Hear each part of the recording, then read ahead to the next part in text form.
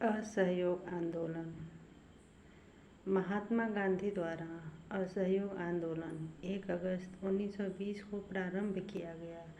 पश्चिम भारत, बंगाल तथा उत्तरी भारत में असहयोग आंदोलन को अभूतपूर्व सफलता मिली।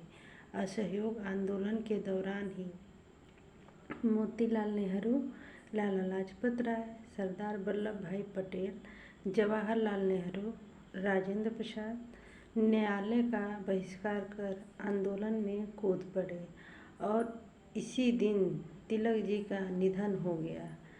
शुरुआत में CR दास इस प्रस्ताव के विरोध में थे। उनका विरोध विधान परिषदों के बहिष्कार को लेकर था, लेकिन नागपुर अधिवेशन दिसंबर 1920 में CR दास ने असहयोग आंदोलन के संबंध में प्रस्ताव को पेश किया। गांधी जी ने असहयोग आंदोलन शुरू होने के 1 वर्ष के भीतर स्वराज प्राप्त करने का नारा दिया। कांग्रेस की नीतियों में आए बदलाव की वजह से Mohammad Ali Jinnah, GS Khaparde, Bipin Chandra Pal, Annie Besant ने कांग्रेस को छोड़ दिया।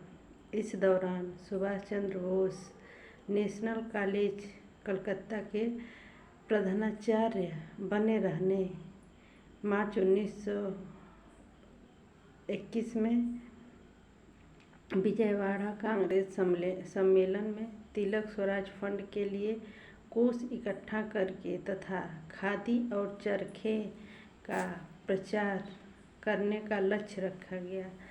संपूर्ण आंदोलन के दौरान बहिष्कार कार्यक्रमों में विदेशी कपड़ों का बहिष्कार कर सर्वाधिक सफल रहा।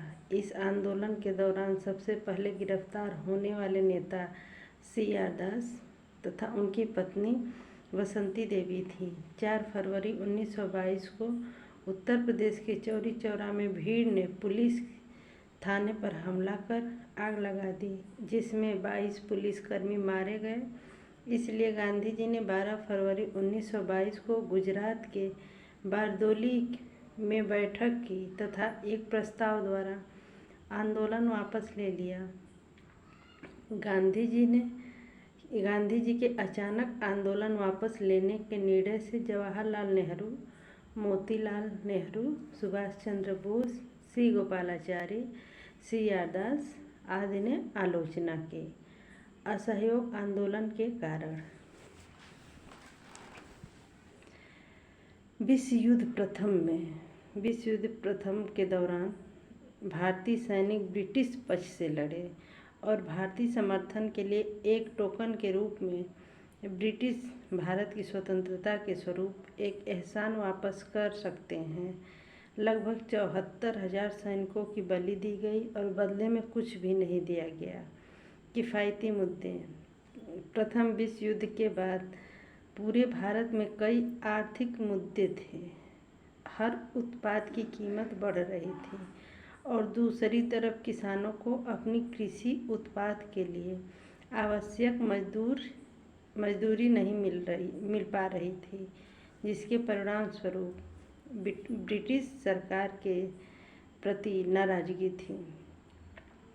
रॉलेट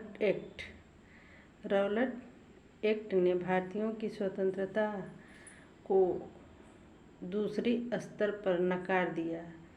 इस अधिनियम के अनुसार ब्रिटिश किसी को भी गिरफ्तार कर सकते हैं और उन्हें उचित परीक्षण के अधिकार के बिना जेल में रख सकते हैं।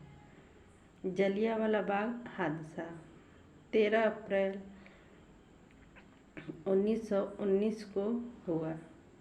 जलियांवाला बाग नरसंहार हर भारतीयों में रोष और आग भर देने वाली घटना थी, जो ब्रिटिश सरकार में सबसे कम विश्वास था।